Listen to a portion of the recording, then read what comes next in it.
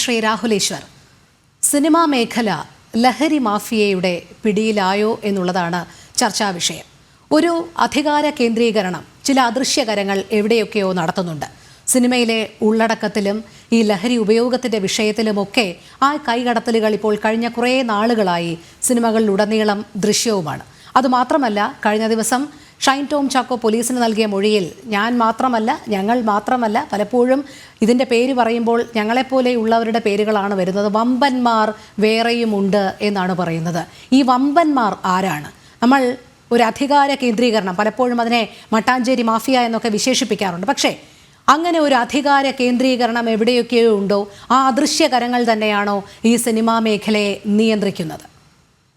രോഹിണിജി, ലോകസഭയില് ഫെബ്രുവരി 3, 2025 question number 223 മറുപടിയായി ലോകസഭയിലെ ഔദ്യോഗിക കണക്കുകളാണ്. എല്ലാവരും പേടിയോടെ അറിഞ്ഞിരിക്കേണ്ട കണക്കുകളാണ്.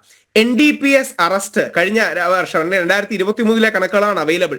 കേരളത്തിൽ 33,191 കേസുകളാണ്, അറസ്റ്റുകളാണ് ഉണ്ടായത്. നമ്മുടെ തൊട്ട് താഴെയുള്ള പഞ്ചാബിൽ അത് ഏകദേശം 15,000 മാത്രമാണ്. ഏകദേശം അടുത്ത് നിൽക്കുന്ന മഹാരാഷ്ട്രയിൽ അത് 14,000 മാത്രമാണ്. ഇനി കേസുകളുടെ കണക്കെടുത്താൽ ചില മാധ്യമങ്ങൾ റിപ്പോർട്ട് ചെയ്യുന്നത് നമ്മുടെ കേരളത്തിൽ ഏകദേശം 27,000-ത്തിലധികം കേസുകൾ എടുത്തു എന്നുള്ളതാണ്. അതിന്റെ ഗൗരവം മനസ്സിലാക്കണമെങ്കിൽ എറണാകുളം ജില്ലയുമായി ബന്ധപ്പെട്ട് മാത്രം കഴിഞ്ഞ 1.5 വർഷത്തിലെടുത്ത കേസുകൾ പഞ്ചാബ് എന്ന മുഴുവൻ സംസ്ഥാനത്തിലെടുത്ത കേസുകളോട് ഓൾമോസ്റ്റ് തുല്യമാണ് എന്ന് ചില മാധ്യമങ്ങൾ റിപ്പോർട്ട് ചെയ്യുന്നു. എറണാകുളം ജില്ലയിൽ 8,700-ഓളം കേസുകളും പഞ്ചാബിൽ 9,100-ഓളം കേസുകളുമാണെന്നാണ് കഴിഞ്ഞ ചില വർഷങ്ങളിൽ റിപ്പോർട്ട് ചെയ്യുന്നത്. അപ്പം കേരളത്തിന് ഗൗരവമായ ഒരു പ്രശ്നമുണ്ടെന്ന വിഷയത്തിൽ നമ്മൾ കണ്ണടച്ചിട്ട് കാര്യമില്ല. അതൊരു സത്യസന്ധമായ കാര്യമാണ്. നമ്മൾ ഈ വിഷയം കക്ഷി രാഷ്ട്രീയ ഭേദമന്യേ ഒരുമിച്ച് നിന്ന് പോരാടേണ്ട ഒരു വിഷയമാണ്. നമ്മുടെ വരും തലമുറകളുടെ വിഷയമാണ്. 2, സിനിമ അടക്കമുള്ള മേഖലകളിൽ ഇതിന്റെ വിപണനവും വ്യാപനവും ഉണ്ട് എന്ന് പലർക്കും പരസ്യമായും രഹസ്യമായിട്ടും അറിയുന്നതാണ്. ശ്രീ ഉല്ലാസി അടക്കം പറഞ്ഞതുപോലെ ചില സിനിമകൾ ഇത്തരം കാര്യങ്ങൾക്ക് കൂടി വേണ്ടി എടുക്കുന്നതാണോ എന്ന് സംശയം തോന്നിക്കുന്ന രീതികളിൽ ഇത്തരം കാര്യങ്ങളുണ്ട്. ഇതിന്റെ പുറകിൽ ആരാണെങ്കിലും 2 രീതികളാണ് ലോകം മുഴുവൻ ഡീൽ ചെയ്യുന്നത്. അത് 2-handed അപ്രോച്ച് എന്ന് പറയും. ഒന്ന്, ശക്തമായ നിയമത്തിന്റെ കരങ്ങൾ കൊണ്ട് ഇതിന്റെ സപ്ലൈ സൈഡിനെ അടിച്ചമർത്തുക, ഇല്ലാതാക്കുക, മാക്സിമം ഡ്രഗ് ഹോൾസ് ഉണ്ടാക്കുക. കേരളത്തിന്റെ തീരത്തിനടുത്ത് 12,000 കോടിയോളം രൂപയുടെ മയക്കുമരുന്ന് പിടിച്ചു തുടങ്ങിയ വാർത്തകൾ നമ്മൾ കേൾക്കുകയുണ്ടായി. അപ്പോൾ ഇത്തരം കാര്യങ്ങൾ ഒരു സൈഡ്, സപ്ലൈ സൈഡ് ഇല്ലാതാക്കുക. 2, ഡിമാൻഡ് സൈഡ്. ഈ ഡിമാൻഡ് സൈഡിലാണ് നമ്മൾ അവയർനെസ്, മെന്ററിങ്, കോച്ചിങ് അല്ലെങ്കിൽ കൗൺസിലിംഗ് തുടങ്ങിയ കാര്യങ്ങളിലൂടെ ഇതിൽ പെട്ടുപോയവരെ രക്ഷിക്കുക. ഈ ലോകവ്യാപകമായി തന്നെ, ഇന്ത്യ മാത്രമല്ല, നമ്മൾ കാനഡ, പോർച്ചുഗൽ, ഫിലിപ്പൈൻസ്, അമേരിക്ക അടക്കമുള്ള രാജ്യങ്ങളിൽ എടുത്തു നോക്കിയാൽ ഇന്ന് കൂടുതൽ സ്വീകരിക്കുന്ന ഒരു നിലപാടെന്ന് പറഞ്ഞാൽ ഡ്രഗ് യൂസേഴ്സിനെ വില്ലന്മാർ എന്നതിനേക്കാൾ വിക്ടിംസ് ആയി കൂടെ കാണുന്നുണ്ട്. ഇവരും കൂടി ഇരകളാണ്, പെട്ടുപോകുന്നതാണ്. ഇപ്പം പോർച്ചുഗലിൽ ഡിസ്വേഷൻ കമ്മീഷൻ ഉണ്ട് എന്ന് പറഞ്ഞാൽ ഇവരെ ഇതിൽ നിന്ന് ഡിസ്വേഡ് ചെയ്യാൻ നമ്മുടെ തന്നെ പ്രഗത്ഭരായ താരങ്ങളായ സഞ്ജയ് ദത്ത്, രൺബീർ കപൂർ, ഫർദീൻ ഖാൻ ഒക്കെ ഈ തെറ്റിന്റെ വഴിയിൽ പെട്ടുപോയവരാണ്. അവരെ തിരിച്ചു കൊണ്ടുവരാനും, ഇന്ന് പ്രത്യേകിച്ച് യേശുക്രിസ്തുവിന്റെ ഉയർത്തെഴുന്നേൽപ്പിന്റെ ദിവസം കൂടിയാണ്, അവരെ വീണ്ടെടുക്കാൻ ഉയർത്തെഴുന്നേൽപ്പ് അവരുടെ ലൈഫിലേക്ക് തിരിച്ചു കൊണ്ടുവരാനും വേണം. അപ്പോൾ ഒരു സൈഡിൽ അതിശക്തമായ അടിച്ചമർത്തൽ, നിയമം, ഡ്രഗ് മാഫിയകളെ ഇല്ലാതാക്കുക, ഡ്രഗ്സിന്റെ സപ്ലൈ ചെയിൻസ് കട്ട് ചെയ്യുക, അവരെ അറസ്റ്റ് ചെയ്യുക, മറുവശത്ത് പെട്ടുപോകുന്നവരെ രക്ഷപ്പെടുത്തുക. നമ്മുടെ ഒരു സഹോദരനോ സുഹൃത്തോ ഇതിൽ പെട്ടാൽ എന്തു പറ്റും? അപ്പൊ ആ മനോഭാവത്തോടെ നമ്മൾ ഇതിനെ കാണണം. അതിന് ഏറ്റവും വലിയ മാതൃകളിലൊന്ന് നമ്മുടെ ശ്രീ വിഷ്ണുപുരം ചന്ദ്രശേഖരൻ. അദ്ദേഹത്തിന്റെ മകൻ ഒരു കേസിൽ പെട്ടപ്പോ അദ്ദേഹം കാണിച്ച മാതൃക എല്ലാവരും, പ്രത്യേകിച്ച് പ്രതിഭാ മാഡം അടക്കമുള്ള MLA-മാർ പോലും കേൾക്കേണ്ടതാണ്. എന്റെ മോനെ അങ്ങനെ പോലീസ് പിടിച്ചതിൽ ഞാൻ പോലീസിനോട് നന്ദി പറയുന്നു എന്നൊരു അച്ഛൻ പറയുകയും, എനിക്ക് എന്റെ ശ്രദ്ധക്കുറവിലുണ്ടായ തെറ്റാണ്, ഞാൻ ഇവനെ തിരിച്ചു കൊണ്ടുവരുമെന്ന് ഒരു സമൂഹത്തിലെ ഒരു പ്രധാന നേതാവും പറയുന്നത് കേരളം കൈയടിച്ച് പ്രോത്സാഹിപ്പിക്കേണ്ടതും പ്രോത്സാഹിപ്പിച്ചതുമാണ്. അതുകൊണ്ട് നമ്മുടെ എല്ലാം വീടുകളിലേക്ക് ഈ ഡ്രഗിന്റെ ക്യാൻസർ വരാൻ സാധ്യതയുണ്ട്. ഇവരെ വിക്ടിംസ് കൂടിയായി കാണുക, രക്ഷപ്പെടുത്താൻ ശ്രമിക്കുക, അതോടൊപ്പം ഡ്രഗ് പെഡിലേഴ്സിനെയും അല്ലെങ്കിൽ ഡ്രഗ് മാഫിയയെയും ഇല്ലാതാക്കാൻ നോക്കുക. അപ്പൊ ഇത് വളരെ കോംപ്ലിക്കേറ്റഡ് ആയ ഒരുപാട് സർവ്വതല സ്പർശിയായ കേസാണ്. ഒരു വരി കൂടെ പറഞ്ഞ് അവസാനിപ്പിക്കാം. ഈ ഫിലിപ്പൈൻസിലാണ് ഏറ്റവും രൂക്ഷമായ ഇതിനോടുള്ള സമീപനം ഉണ്ടായത്. റോഡ്രിഗോ ഡുട്ടേർട്ട് എന്ന് പറയുന്ന Philippines president drug war on ഡ്രഗ്സിന് വേണ്ടി 7,000 പേരെ വെടിവെച്ചു കൊന്നു. നമ്മുടെ രാജ്യത്ത് അത്തരം നടപടികൾ പോസിബിൾ ആകില്ല. പകരം നമുക്ക് വേണ്ടത് എന്താ?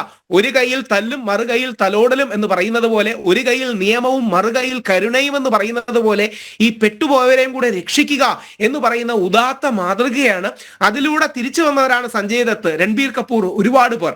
അപ്പോൾ ആരെങ്കിലും അങ്ങനെ തെറ്റിന്റെ വഴിയിൽ പോയിട്ടുണ്ടെങ്കിൽ അവരെ തിരിച്ചു കൊണ്ടുവരാനുള്ള ഒരു മനോഭാവം കൂടി നമുക്ക് വേണം. അവിടെയാണ് ശക്തി ഒട്ടും കുറയ്ക്കണമെന്നല്ല, ഒരു കൈ ശക്തിയും ഒരു കൈ സ്നേഹവും. ഈ ശക്തിയും സ്നേഹവും ഒരുമിച്ച് കൊണ്ടുപോയി നമ്മുടെ സമൂഹത്തെ നന്നാക്കേണ്ട ഉത്തരവാദിത്വം ഹരിദാസ് സാറിനും ഉല്ലാസിക്കും രോഹിണി മാഡത്തിനും എനിക്കും നമ്മൾ എല്ലാവർക്കുമാണ്. ആ ഉത്തരവാദിത്ത മാധ്യമങ്ങൾ, കേരളത്തിലെ മാധ്യമങ്ങൾ നല്ല രീതിയിൽ തന്നെ ഇത് റേസ് ചെയ്യുന്നുണ്ട്. അതാണ് നമ്മൾ കൂടുതൽ ചർച്ച ചെയ്യേണ്ടത്. പക്ഷേ ഒരു കാര്യം കൂടി ശ്രീ രാഹുൽ ഈശ്വർ, ഇവിടെ നമുക്ക് ഈ ബോധവൽക്കരണവും അല്ലെങ്കിൽ ഇതിലിരകളാകുന്നവരെ ചേർത്ത് പിടിക്കലും ഒക്കെ പ്രായോഗികമായി നടക്കും ഒരു പരിധിവരെ. പക്ഷേ ഇത് ബോധപൂർവം സമൂഹത്തിലേക്ക് ഇൻജക്റ്റ് ചെയ്യുന്നവരെ മാറ്റി നിർത്തേണ്ടത് അവിടെ എവിടെയാണ് പിഴയ്ക്കുന്നത്? നമ്മൾ പറഞ്ഞതുപോലെ ഇപ്പോൾ ഷൈൻ ടോം ചാക്കോ 2015 രജിസ്റ്റർ ചെയ്യുന്ന കൊക്കൈൻ കേസ് സിനിമാ മേഖലയിലെ ആദ്യത്തെ കേസായിരുന്നു. അന്ന് അദ്ദേഹത്തോടൊപ്പം പിടികൂടിയ 4 യുവതികൾ അന്ന് അവർ ഒരുമിച്ച് പ്രവർത്തിച്ചിരുന്ന ആ ചലച്ചിത്രത്തിൻ്റെ ഭാഗമായിട്ടുള്ളവർ കൂടിയായിരുന്നു. അത് 2025 എന്തായി എന്നുള്ളത് കണ്ടതാണ്. തെളിവുകളുടെ അഭാവത്തിൽ ഹൈക്കോടതിക്ക് കുറ്റവിമുക്തനാക്കേണ്ടി വന്നെങ്കിൽ പോലും ഹൈക്കോടതിയുടെ ഭാഗത്തു നിന്നും രൂക്ഷ വിമർശനമാണ് ഉണ്ടായത്. അവിടെ പോലീസിന്റെ അലംഭാവം, എന്തുകൊണ്ട് തെളിവുകളുടെ അലംഭാവം വന്നു എന്നുള്ളതൊക്കെ അവിടെ കോടതി പരാമർശിച്ചു തന്നെയാണ് പോയത്. ഈ കഴിഞ്ഞ 10 കൊല്ലവും അതിനിപ്പുറവും ഷൈൻ ടോം ചാക്കോ അതിൽ നിന്നും യാതൊരു തരത്തിലും പിന്നോട്ട് പോവുകയോ വ്യതിചലിക്കുകയോ ചെയ്യുന്നത് കണ്ടിട്ടില്ല. ഇപ്പോഴും നിർബാധം അത് ഉപയോഗിക്കുന്നതിൻ്റെ ഏറ്റവും ഒടുവിലത്തെ ഉദാഹരണമായി കഴിഞ്ഞ ദിവസവും നമ്മൾ കണ്ടതാണ്. പോലീസ് സ്റ്റേഷന് മുന്നിൽ എത്തുമ്പോൾ പോലും ഷൈൻ വച്ചു പുലർത്തുന്ന ഒരു ആത്മവിശ്വാസമുണ്ട്. അത് കഴിഞ്ഞ് ചോദ്യാവലിക്ക് മുന്നിൽ ഓരോ ഉത്തരങ്ങൾ നൽകുമ്പോഴും അവസാനം ഒന്ന് പകച്ചു പോകുന്ന ഷൈൻ പറയുന്നത് ഇതിൽ വമ്പന്മാർ വേറെയുമുണ്ട് എന്നുള്ളതാണ്. കഴിഞ്ഞ കുറേ നാളുകളായുള്ള സിനിമകളുടെയൊക്കെ ഉള്ളടക്കം മാത്രം പരിശോധിച്ചാൽ മതിയാകില്ല. അത് രാഹുൽ ഈശ്വറിന് കൃത്യമായി തന്നെ അറിയാമല്ലോ. പണ്ടൊക്കെ ഒരു കുടുംബ പശ്ചാത്തലം, പ്രണയം, രാഷ്ട്രീയം അല്ലെങ്കിൽ ഹാസ്യം, ഇതിലൊക്കെ ഊന്നു നിന്ന സിനിമാ മേഖല ഇപ്പോൾ എവിടെയാണ് എത്തി നിൽക്കുന്നത്? പണ്ട് വില്ലന്മാർ മാത്രം പുകവലിക്കുകയും മദ്യപിക്കുകയും ഒക്കെ ചെയ്തുകൊണ്ടിരുന്നിടത്ത് ഇപ്പോൾ നായകന് അതില്ലാതെ മുന്നോട്ട് പോകാൻ കഴിയില്ല എന്നുള്ള അവസ്ഥയല്ലേ? ഇവിടെ ഒരു കഞ്ചാവിലേക്ക് അല്ലെങ്കിൽ ലഹരി തരുന്ന ഒരിടത്തിലേക്ക് പോകുന്നത് തന്നെ ഒരു അഡ്വഞ്ചറസ് ട്രിപ്പായി എടുത്ത സിനിമകളിലെ. അപ്പോൾ ഈ ഉള്ളടക്കം വളരെ ബോധപൂർവം തിരികെ കയറ്റുന്ന ഒരു സംഘം, ആ സംഘത്തിനെ നിയന്ത്രിക്കാൻ പറ്റാത്തത് എന്തുകൊണ്ടാണ്? അവിടെയാണ് രോഹിണിജി പറഞ്ഞ വളരെ പ്രസക്തമായ ഒരു കാര്യം. ഇത് കാണുന്ന എല്ലാ മലയാളികളും ചിന്തിക്കണം. ഒരു 20-30 വർഷം മുമ്പ് ഈ മദ്യപിക്കുകയും മയക്കുമരുന്ന് ഉപയോഗിക്കുകയും ഉറക്ക ചിരിക്കുകയും ഒക്കെ ചെയ്യുന്ന വില്ലനായിരുന്നു. ഇന്ന് അങ്ങനെ മദ്യപിക്കുകയും മയക്കുമരുന്ന് ഉപയോഗിക്കുകയും ഉറക്ക ചിരിക്കുകയും ചെയ്യുന്നത് നായകനായി മാറി എന്നുള്ളൊരു ദൗർഭാഗ്യം നമ്മുടെ സിനിമയിലുണ്ട്. തെറ്റായ മാതൃകകൾ പലപ്പോഴും കൊടുക്കുന്നുണ്ട്. നേരത്തെ ഉല്ലാസി വളരെ രസകരമായി പറയുകയുണ്ടായി നമ്മുടെ ആവേശം സിനിമയിൽ.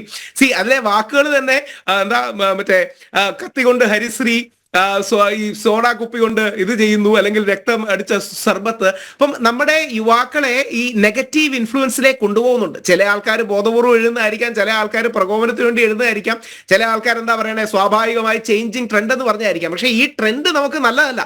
ഇങ്ങനെ ഒരു ട്രെൻഡ് ബാക്കി ഇന്ത്യയിലെ ഇതര സംസ്ഥാനങ്ങളിലൊന്നും ഇല്ലല്ലോ. ഈ ട്രെൻഡ് നമുക്ക് നല്ലതല്ല. ഈ ഉടുത്ത പഞ്ചാബ് എന്ന ഹിന്ദി സിനിമ പോലെ, അതായത് ഹൈ ആയി മാറിക്കൊണ്ടിരിക്കുന്ന പഞ്ചാബ് പോലെ ഒരു ഉടുത്ത കേരള എടുക്കേണ്ട അവസ്ഥ നമുക്ക് വരരുത്. അപ്പൊ എന്താ ചെയ്യേണ്ടത്? പഴയ പോലെ എന്താ എല്ലാവരും പ്രേം നസീറും മറ്റേ സത്യമാഷും ആവണമെന്ന് അങ്ങനത്തെ അഭിനയിക്കണമെന്നല്ല. പക്ഷേ സിനിമയിൽ തെറ്റായ മാതൃകകൾ പെൺകുട്ടികൾ ഇത് ഉപയോഗിക്കുന്നു, അത് നോർമലാണ്. ഇതിനെ നോർമലൈസ് ചെയ്യുമ്പോൾ പറ്റുന്നത് ഒരു 15, 16 മുതൽ 25 വയസ്സുള്ള കുറെ കൂടെ ഇംപ്രഷനബിൾ ഏജ് ഉള്ള യങ്സ്റ്റേഴ്സ് ഇതൊന്ന് ട്രൈ ചെയ്ത് നോക്കാം. LSD ഒന്ന് ട്രൈ ചെയ്ത് നോക്കാം, MDMA ഒന്ന് ട്രൈ ചെയ്ത് നോക്കാം, കഞ്ചാവല്ലേ ഒന്ന് ട്രൈ ചെയ്ത് നോക്കാം തുടങ്ങിയ ധാരണകൾ വരുന്നു. ഒരുപക്ഷെ നമ്മളെല്ലാം ഓർമ്മയാണ്, നമ്മൾ വളർന്നു വന്നപ്പോൾ സുഗതകുമാർ ടീച്ചറിന്റെ ഒരു ലേഖനം നമുക്ക് സ്കൂളിൽ പഠിക്കാനുണ്ടായിരുന്നു. അന്ന് സിഗരറ്റ് വലിക്കെതിരെയായിരുന്നു. സിഗരറ്റ് വലിക്കുന്നവൻ നായകനാണെന്ന് നിങ്ങളാരും തെറ്റിദ്ധരിക്കരുതെന്ന് പറഞ്ഞാണ് സുഗതകുമാരി ടീച്ചർ ആ ലേഖനം എഴുതിയത്. ഇന്ന് നോക്കുമ്പോൾ സിഗരറ്റും മദ്യവും ഒക്കെ എത്രയോ ചെറിയ പ്രശ്നങ്ങളാണ്. അതിനേക്കാൾ എത്രയോ വലിയ പ്രശ്നങ്ങൾ നമ്മുടെ യുവാക്കളും യുവതികളും അനുഭവിക്കുന്നു. അപ്പൊ ഇതൊരു സീരിയസ് ഇഷ്യൂ ആണ്. ഇതിനെതിരെ ജാഗ്രത, അവയർനെസ്, ആക്ഷൻ, ക്യാമ്പയിൻസ്, ഡിസ്വേഷൻ, ജീവിതമാണ് ലഹരി എന്ന തിരിച്ചറിവ്, ഇത്തരം കാര്യങ്ങൾ ആക്റ്റീവായി ചെയ്യണം. ഇനി ഞാനൊരു ആത്മീയവാദി കൂടി ആയതുകൊണ്ട് ഇതിനൊരു സ്പിരിച്വൽ തലം കൂടെയുണ്ട്. ഒരുപാട് ആൾക്കാർ, ശ്രീ രവിശങ്കർജി അടക്കം ഒരുപാട് നമ്മുടെ ആത്മീയ നേതാക്കൾ, ഹിന്ദു ഇന്ത്യൻ ആത്മീയ നേതാക്കൾ സൂചിപ്പിക്കാറുണ്ട് ഒരു സ്പിരിച്വാലിറ്റിയുടെ കൂടെ. ഇനിയും സ്പിരിച്വാലിറ്റി എന്ന വാക്ക് ലെഫ്റ്റ് ലിബറൽസിന് ഇഷ്ടമല്ലെങ്കിൽ എക്സിസ്റ്റൻഷ്യൽ ഇന്റലിജൻസ്, ജീവിക്കാനുള്ള ബോധ്യവും ബോധവും, ഇത് നമ്മുടെ യങ്സ്റ്റേഴ്സിന് കൊടുക്കാൻ കൂടി കഴിയണം. അങ്ങനെയുള്ളവരാണ് പലപ്പോഴും ഈ ജീവിതത്തിൽ വഴിതെറ്റി പോകുന്നത്. ആ വഴിതെറ്റി പോകുന്നവരെ തിരിച്ചു കൊണ്ടുവരാൻ കഴിയും. അപ്പൊ ഷൈൻ ടോം ചാക്കോയുടെ സഹോദരൻ അദ്ദേഹത്തിന്റെയും കൂടെ ഞാൻ ഇത് കണ്ടിരുന്നു. അദ്ദേഹം പറഞ്ഞു ഞാൻ 12 ദിവസം മാനസികാരോഗ്യ കേന്ദ്രത്തിൽ കിടക്കുകയായിരുന്നു. സി ഞാൻ മോശമായിട്ട് പറയല്ല, ഈ എന്താ പറയുക കിളിപോയി രീതിയിൽ സംസാരിക്കുന്ന ആൾക്കാർ അതൊരു നോർമലൈസ് ചെയ്യപ്പെടരുത്. അവിടെയാണ് ഷൈൻ ടോം ചാക്കോ ഗംഭീരനായ അഭിനേതാവാണ്, ശ്രീനാഥ് ഭാസി ഗംഭീരനായ അഭിനേതാവാണ്. പക്ഷേ ഇവരുടെ ജീവിതം ഇവര് നശിപ്പിക്കരുത്, ബാക്കിയുള്ളവരെ നശിപ്പിക്കാൻ പ്രേരിപ്പിക്കരുത് എന്ന ബോധ്യം ഇവർക്ക് കൊടുക്കുകയും നമ്മുടെ കുട്ടികൾക്ക് എന്തെങ്കിലും ഒരു സ്പിരിച്വൽ കണ്ടന്റുള്ള, ആത്മീയ കണ്ടന്റുള്ള കാര്യങ്ങളും അതോടൊപ്പം ജീവിതോന്മുഖമായ കാര്യങ്ങളും ഇത്തരം വിഷയങ്ങൾ കൂടെ എടുക്കണം. പലപ്പോഴും ലെഫ്റ്റ് ഗവൺമെന്റിനെ ബഹുമാനിച്ചുകൊണ്ട് തന്നെ വിമർശിക്കട്ടെ, അവർക്ക് അങ്ങനെ ജീവിതോന്മുഖമായ ഒരു സ്പിരിച്വലോ ലൈഫ് സ്കിൽസോ തുടങ്ങിയ കാര്യങ്ങളിൽ പലപ്പോഴും ഒരു വിശ്വസിക്കാറില്ല. കാരണം നമ്മൾ വിശ്വസിക്കുന്ന ചില മൂല്യ സംവിധാനങ്ങളിൽ അവർ അവരുടേതായ ഒരു ഐഡിയോളജി കാരണം വിശ്വസിക്കാറില്ല. അങ്ങനെയല്ല, താത്വികമായ വ്യത്യാസങ്ങൾ മാറ്റിവെച്ച് ജീവിതോന്മുഖമായ ഒരു ദർശനം, ഒരു ഓറിയന്റേഷൻ തുടങ്ങിയ കാര്യങ്ങളും കൂടി ഇല്ലെങ്കിൽ പല കുട്ടികളും വഴിതെറ്റിപ്പോകും. അതുകൊണ്ടല്ലേ ഇത്രയും വിദ്യാസമ്പന്നമായ കേരളത്തിൽ ഇത്രയും വഴിതെറ്റൽ ഉണ്ടാകുന്നത്. അതോടൊപ്പം ഷൈൻ ടോം ചാക്കോയുടെ ഒക്കെ ആറ്റിറ്റ്യൂഡ് വളരെ പ്രകോപനപരമാണ്. മോഹൻലാൽ 2020 മറ്റേ എടുത്തു ചാടുന്ന ഇതിടുന്നു, അദ്ദേഹം ഓടി ഒരു ബാത്റൂമിലേക്ക് കയറുന്നു, തിരിച്ചിറങ്ങുന്നു, ഷൈൻ ടോം ചാക്കോ എവിടെ നിന്നുള്ള മറുപടി ഇടുന്നു. ഇതൊക്കെ നിയമ സംവിധാനത്തെ കളിയാക്കുന്നത് പോലെയാണ്. തിരിച്ചു വരാൻ പരമാവധി അവസരങ്ങൾ കൊടുക്കണം എന്നുള്ള കാര്യത്തിൽ സംശയമില്ല. എന്നാൽ കുറെ കൂടി ഉത്തരവാദിത്തത്തോടെ പെരുമാറണം. അങ്ങനെ അല്ലാത്തവരെ ആ രീതിയിൽ പോസിറ്റീവ്ലി ശിക്ഷിച്ച് രക്ഷിക്കാനും കൂടെ കഴിയുന്ന രീതിയിൽ ശിക്ഷയും വേണം, രക്ഷയും വേണമെന്ന മനോഭാവം. ഒരു കാര്യം കൂടി ശ്രീ രാഹുൽ ഈശ്വർ, അതായത് ഇവിടെ ഒരു ഷൈൻ ടോം ചാക്കോ മാത്രമാകാനുള്ള സാധ്യത കാണുന്നില്ലല്ലോ. ഞാൻ വീണ്ടും ചോദിക്കുകയാണ്, ഇവിടെ വളരെ ബോധപൂർവം ഇത് തിരികെ കയറ്റുന്ന അല്ലെങ്കിൽ കൈകടത്തൽ നടത്തുന്ന ഒരു ശൃംഖല ഈ സിനിമാ മേഖലയിൽ പിടിമുറുക്കിയിട്ടുണ്ടോ എന്നുള്ളതാണ്. അല്ല, നമുക്ക് അതിന്റെ തെളിവുകളോ കാര്യങ്ങളോ ഇല്ല. ഇപ്പൊ നേരത്തെ മേളിൽ ഇവിടെ മട്ടാഞ്ചേരി മാഫിയ അടക്കമുള്ള പ്രയോഗങ്ങൾ ഞാൻ ജനം ടി വിയിൽ കാണുകയുണ്ടായി, ഞാൻ യൂട്യൂബിൽ സൈഡിൽ കണ്ടപ്പോൾ. അങ്ങനെ എന്തെങ്കിലും മാഫിയ ഉണ്ടെങ്കിൽ നമ്മുടെ കേരള സർക്കാരും കേന്ദ്ര സർക്കാരും ഇടപെട്ടത് നശിപ്പിക്കണം. മുമ്പ് എനിക്കതിൽ എന്റെ അഭിപ്രായമല്ല, ശ്രീ രമേശ് ചെന്നിത്തല ആഭ്യന്തരമന്ത്രി ആയിരുന്ന ഒരു കാലത്ത് അദ്ദേഹത്തിന്റെ ഒരു പ്രസ്താവന തന്നെയുണ്ട്. ഓപ്പിയം വാറുകൾ പോലെ, അതായത് ചൈനയും ബ്രിട്ടനും നടത്തിയ ഓപ്പിയം വാറുകൾ പോലെ മനഃപൂർവ്വം നമ്മുടെ നാട്ടിലേക്ക്, അന്ന് ബ്രിട്ടീഷുകാര് ചൈനയിലേക്ക് കറുപ്പ് ഓപ്പിയം കയറ്റി അയച്ച് അവിടുത്തെ യുവാക്കളെയും യുവതികളെയും അല്ലെങ്കിൽ വിശിഷ്യ യുവാക്കളെ ഇല്ലാതാക്കാൻ ശ്രമിക്കുന്ന ഒരു പശ്ചാത്തലം ഉണ്ടായിരുന്നു. അതിനെതിരെയാണ് ചൈനയും ബ്രിട്ടനും തമ്മിൽ ഓപ്പിയം വാർ. അതേപോലെ കേരളത്തിലേക്ക് മാഫിയ സംഘങ്ങൾ വരുന്നുണ്ടോ എന്ന് ആഭ്യന്തര വകുപ്പിന് സംശയമുണ്ട് എന്ന് ശ്രീ രമേശ് ചെന്നിത്തല അടക്കം, അതായത് പദവിയിലിരിക്കുന്ന ആളടക്കം സൂചിപ്പിച്ചിട്ടുണ്ട്. ഉണ്ടെങ്കിൽ അത് അതിശക്തമായി തടയാനും അതിനെ കർശനമായി അടിച്ചമർത്താനും അമർച്ച ചെയ്യാനും കൂടി നമുക്ക് കഴിയണം.